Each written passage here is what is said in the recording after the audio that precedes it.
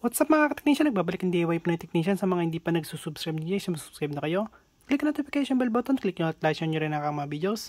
So yun guys, mag-tear down tayo ng Compass EW72 version 2. So yan guys ay merong 1200 Mbps. So meron siyang 2.4 gig at saka 5 gig or 2.4G or 5G na bandwidth. So, outdoor access point po siya na may high power wireless signal guys. So, ayan guys. So, ano siya guys? Qualcomm chip. Ayan, 2.4 or 5G or 5.8G. Ayan, dual band siya guys. At, ayan guys. Tingnan natin yung loob nito. So, unboxing na rin siya guys. Unboxing at saka tear down. Tapos, gagamitin din natin dito guys yung voltage reference. Okay? So, tatlong version siya sa isang video lang. So, ang nasa loob lang nito guys, syempre, yung AP, tapos yung adapter niya. Ayan. So, alisin natin tong ano niya guys, yung AP mismo. So, yun guys, yung adapter tsaka yung cord, power cord or AC cord. Bale guys, eto nga pala ay tinanggal ko na yung sticker niya. Kasi baka sabihin nyo, bakit may sticker siya dito guys, dito. Sa my box. So, ito yung sticker niya. Tinanggal ko na rito guys yan sa likod. Para mabilis ko lang siyang tanggalin dito guys mamaya. Pero hindi guys, hindi ko pa siya nabubuksan yung loob nito. Ang tinignan ko lang muna tinanggal ko lang muna tong sticker niya. Ayan. So, pakita ko muna sa inyo pala to. So, ayan guys, Compass. Original Compass po yan guys. Galing po talaga to sa Compass official store ng AliExpress. So, ayan guys, model number CF EW72 version 2. 48 volts siya. Ayan. Maximum niya, syempre, ayan, 0.32 milliamps or amps pala guys. Bali 320 milliamps siya na kailangan dito guys ay PoE adapter niya. So, kung nakakita kayo ng 0.5 pala, sorry. 0.5 amps or 500 milliamps. Mas okay din yan guys. Para mabibigay niya mismo rito yung power niya guys. So, ito kasi yung pinaka-minimum niya.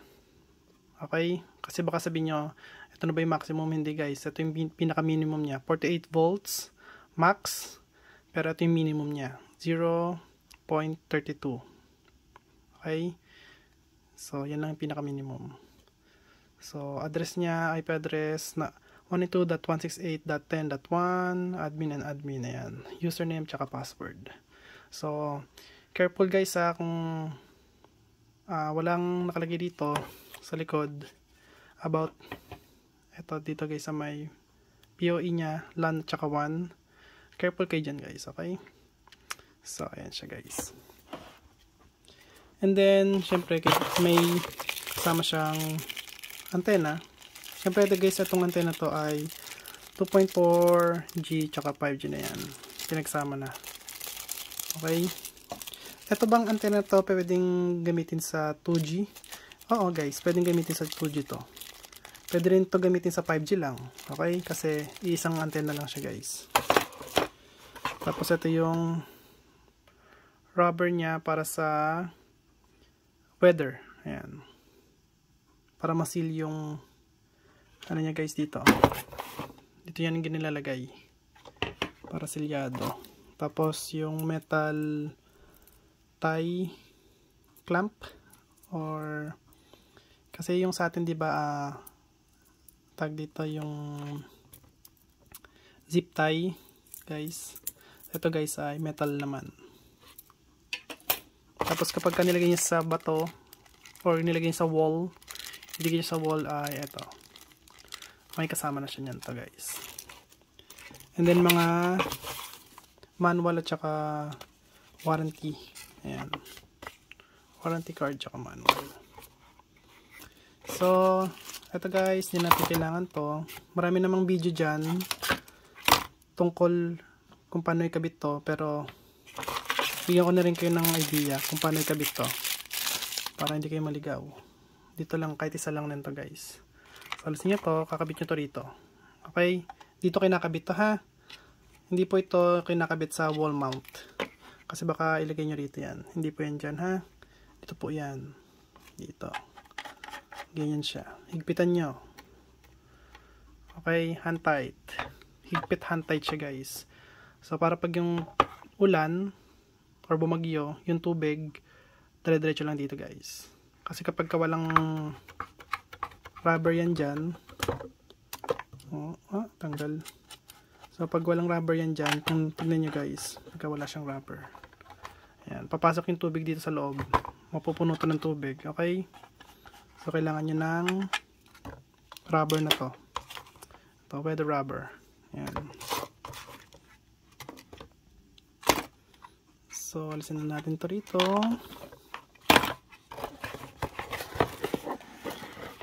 At kung tatanungin nyo ako bakit wala siyang RJ45 cable ay, or yung UTP cable niya, walang kasama po yan. Kasi kayo magpo-provide niyan dahil sa mahaba yung kailangan yung cable dito. So, hindi naman 1 meter lang yung kailangan nyo eh. So, kailangan nyo ng tag dito. Kailangan nyo ng mahabang cable. Kaya kayo magpo-provide niyan guys. So, kailangan lang natin dito guys ay itong ano ba nakalagay dito? Saan yung number na? Ito, number 8. 8mm na close range guys. Ayan. So, para dito yan. Ito guys, nabuksan na nung rubber.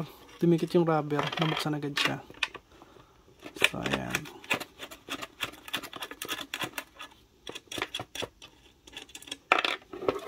Dapat ganito yung itsura niyan guys. Ayan. Dapat ganito yung itsura niyan.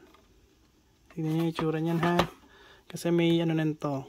May yung iba nagbebenta nito. Nabuksan na yung loob. Hindi nyo alam eh. Nabuksan pala nila. Ayan. Okay. So, meron siyang rubber dito. Ito, ayan o. Okay. So, kailangan nyo yan. Kasi, pang silyado yan guys. Pang silyado dito rin yan guys.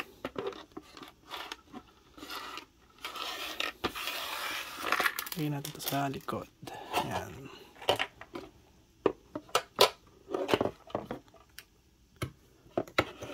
So, ayan guys yung loob niya. Walang IC dito. Sa kabila niyan, ayan, puro IC na rito guys. Ayan. So, ayan guys. Zoom in natin para makita nyo yung mga number, para kung masira yun sa inyo, may reference na kayo. Ayan. So, ayan yung mga number niyan guys.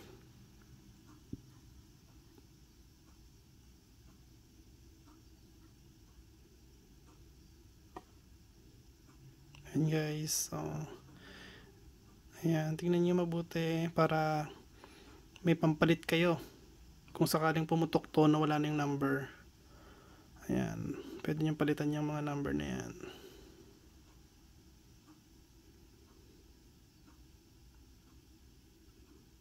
Tapos magpo-voltage reference tayo guys para alam nyo kung ano yung papalitan.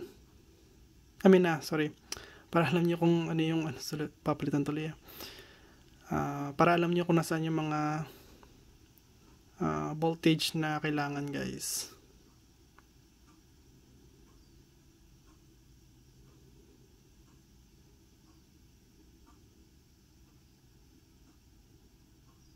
Sa inductor lang naman tayo dyan magbo-voltage reference guys. So puro sa inductor lang. So kung nakita nyo rito, ito, wait lang, tingnan mo natin itong isa. So ayan siya guys. So sa inductor dito isa, Tapos dito yung pangalawa. Dito, kaya dito sa kabila. Pwede yan guys. Tapos ito po. Tapos ito. Diyan tayo mag-voltage reference. Ayan. Dito. Tsaka dito. Ayan. Tapos dito sa regulator na to. Kasi itong regulator na to guys ay adjustable. No? Add. Nakalagay. ADJ. So adjustable po yung regulator na yan. So ayan. And then, ang hinihintay natin, salpak na natin to sa may power supply niya guys.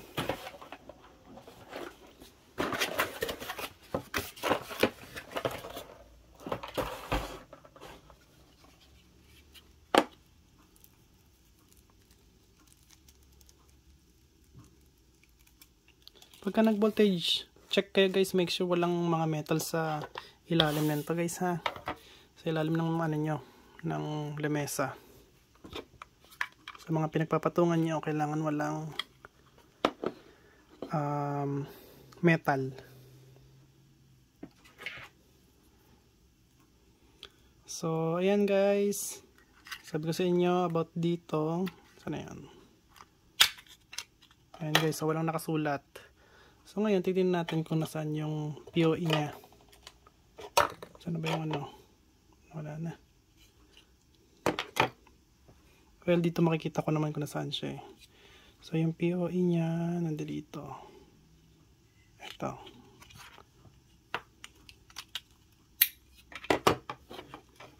Tapos, lagay siya guys sa POE. Ayun o, POE nakasulat.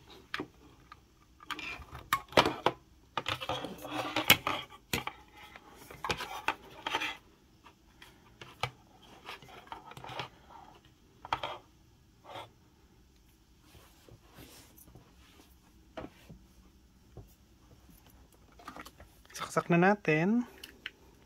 Ayan. So, ayan guys. Meron na siyang power.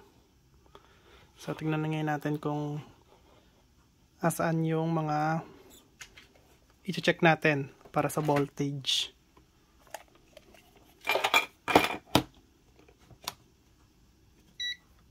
So, etong ground, lalagay nyo lang siya guys sa ground.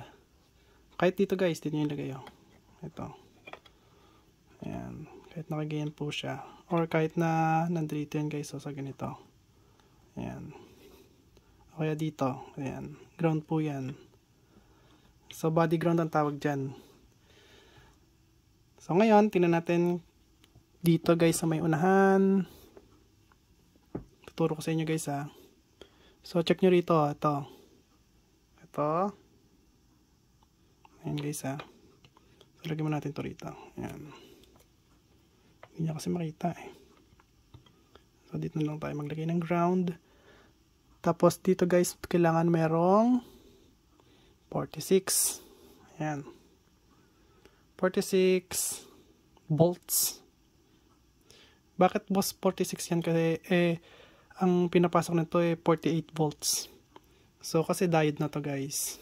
Meron na siyang loss voltage dyan guys. Tingnan natin dito. Ayan, 46.8. Pagdating dito, naging 46 na lang siya. Ayan. Okay? Pwede yan guys. Okay lang yan. And then, dito naman tayo sa may inductor. So, meron siyang 1 volt. Kailangan eksaktong 1 volt yan guys. Okay, kaysa sa kabila. Ayan, 1 volt din, no? Okay, so ito kailangan 1 volt yung inductor na to. Next, saan na yun? Ito guys, yung malaking inductor. So ito guys, yung malaking inductor, kailangan meron siyang 5 volts, exact 5 volts. Okay? 5.2, pwede. Pero, mababa na yung mga 4.8, mababa na yun guys. 4.6, mababa na yan. Ilang 5 volts o kaya 5.2 volts, pwede yan guys. Okay? Tingnan natin to, yung sa my header, pin header niya guys. Ito, positive. So, meron siyang 3.27 volts. O kaya 3.3 volts guys, pwede yan dyan. Okay? Tapos yung inductor dito sa may taas. Ayan, meron siyang 3.35 volts or 3.3 volts guys. So, para pakita ko sa inyo kung nasaan siya, ayan guys. So,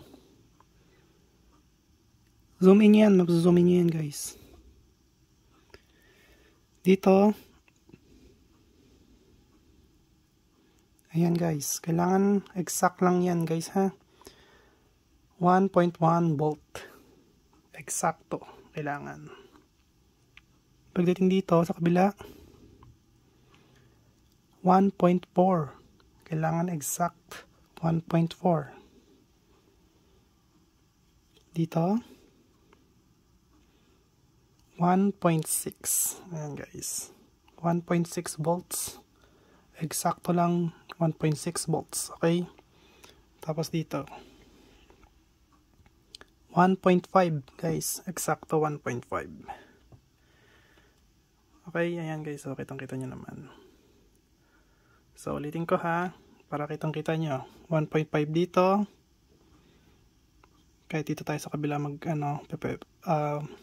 tag dito. Pwede pa rin tayo mag-measure dyan. Baliktaran sa inductor, pwede kayo mag-measure. Okay? So, 1.6 na to. 1.4.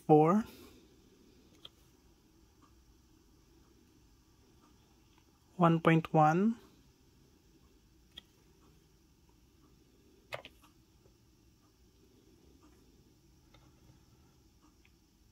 3.3. 5 volts. Ito guys, so kahit sa kabila. Yan. 4.9. Pero 4.98 yan. Okay? Hindi siya 4.90. Malapit na siya sa 5 volts. So 5 volts pa rin yan. Okay? Tapos dito sa pin header, 3.2 or 3.3.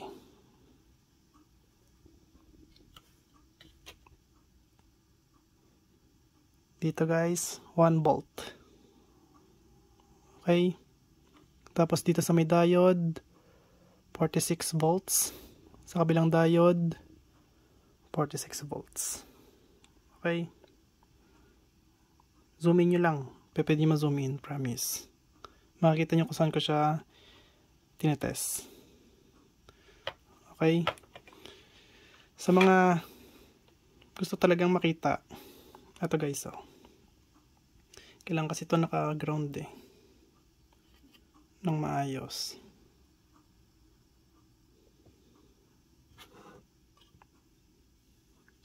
Hindi ko kasi guys pwedeng hawakan yung board kasi nga nagtetest ako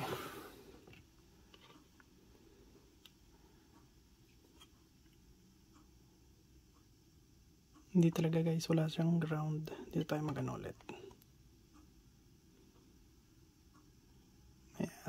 Ayan guys, kita nyo na, makikita nyo na. Wait lang.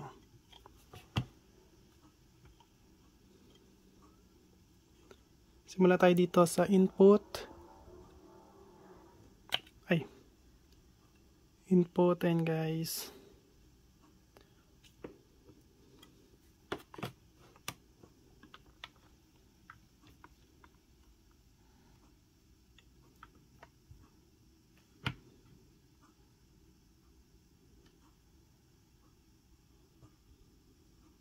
Input 46 volts, kabila naman. Ayan, 46 volts. Pagdating dito sa may inductor, 5 volts na siya.